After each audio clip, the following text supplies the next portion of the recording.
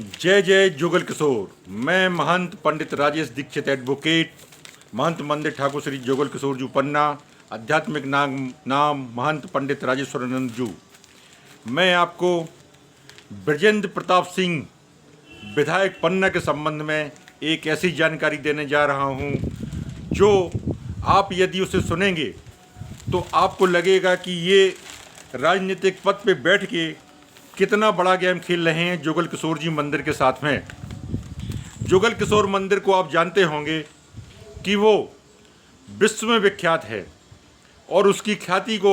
देख करके ब्रजेंद्र प्रताप सिंह अपना उल्लू सीधा करना चाहते हैं और राजनीतिक रोटियां सेकना चाहते हैं, क्योंकि अब आगामी चुनाव आ रहे हैं। अभी इन्होंने एक नई योजना बनाई है मंदिर में कि दिनांक 15 जुलाई से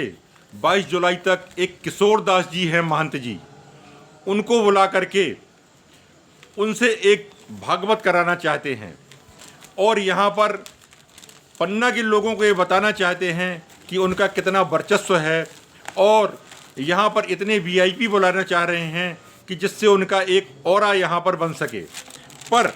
हम आपको ये बताना चाहते हैं कि मध्य प्रदेश सरकार और भारत सरकार की स्पष्ट नीति है कि किसी भी धार्मिक स्थल में राजनीतिक कार्यक्रम नहीं होंगे और ये राजनेता द्वारा कार्यक्रम कराया जा रहा है। अब ये क्यों कराया जा रहा है और कहाँ कराया जा रहा है और किस समय कराया जा रहा है, ये पन्ना में एक जगन्नाथ स्वामी जी का मंदिर है और उस मंदिर में रथ यात्रा निकाली जाती है जिसमें कम से कम 50 जिले के लोग पन्ना में एकत्र होते हैं और वो रथ यात्रा जैसे पुरी में निकलती है श्री जगन्नाथ स्वामी जी के यहाँ, वैसे ही पन्ना में निकलती है। तो उसको कैश करने के लिए उसमें जो लोग आ रहे हैं उनके सामने अपना वर्चस्व बताने के लिए इनके द्वारा किशोर दास जी महाराज को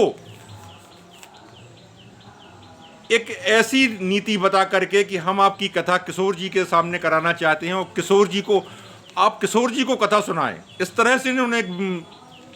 और आप डेवलप किया है। अब आप हमें ये बताएं कि ये कौन सा कथावाचक है जो किशोर जी को कथा कह पाएगा, क्योंकि भागवत जो है वो किशोर जी की है। अब किशोर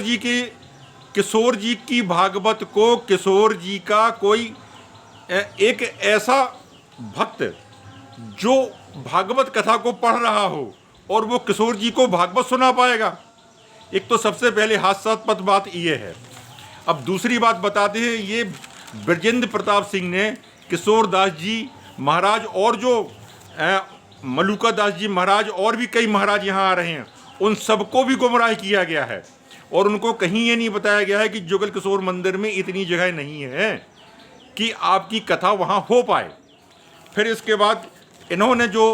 ये 15 तारीख को चुना है वो इसलिए चुना है कि ये कैलेंडर देखिए आप, इस कैलेंडर में ये लिखा हुआ है तारीख 16 से जगदीश स्वामी रथ यात्रा।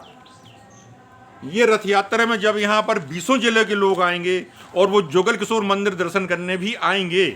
तो वहाँ पर ब्रजेंद्र प्रताप सिंह बैठे हुए दिखाई दें उन्हें, मुफ्त में वो अपना एक प्रचार कर पाएँ। और ये देखिए आप कैलेंडर में भी ये 16 तारीख को ये लिखा हुआ है जगदीश स्वामी रथ यात्रा, ये है और ये 15 से कर रहे हैं और ये 22 तारीख तक चलेगी, क्योंकि जगदीश स्वामी रथ यात्रा का जो समय होता है वो 7 दिन से अधिक का है और फिर इसके बाद में वो वहाँ से लौट के आएंगे। तो ये पूरे जब लोग यहाँ पर दर्शन के लिए जगदीश स्वामी रथ यात्रा को आएंगे तो ब्रजेंद्र सिंह अपने दर्शन कराना चाह रहे हैं और अपना ऑरा एक बनाना चाह रहे हैं और जो उनकी राजनीति में आपराधिक छवि बन चुकी है उस छवि को ख़त्म करके एक राजनीतिक छवि बनाना चाह रहे हैं और राजनीतिक छवि में भी वो धार्मिक छवि बनाना चाह रहे हैं। तो ये हमारा पन्ना की प्रशासन से, पन्ना की कलेक्टर से ये बिल्कुल स्पष्ट अनुरोध है कि वो एक स्पष्ट नीति के तहत उस समय यहाँ पर किसी भी तरह की भागवत होने की अनुमति ना दें, क्योंकि जुगल किशोर मंदिर में बहुत ज़्यादा भीड़ होगी और जब ये वीआईपी आएंगे तो उस वीआईपीओं के लिए, उनके प्रोटोकॉल के लिए पुलिस व्यवस्था सबको चाहिए होगी और पन्ना के लोगों को बहुत अधिक असुविधा होगी, तो इनको यहाँ से पन्ना से कम 5 किलोमीटर दूर कहीं भागवत करने की अनुमति दी जाए, जिसमें ये अकेले बैठ कर के अपनी भागवत करें और अपना धर्म लाभ उठाएं और जनता को बेवकूफ़ ना बनाएं। जय हिंद, जय जय जुगल किशोर।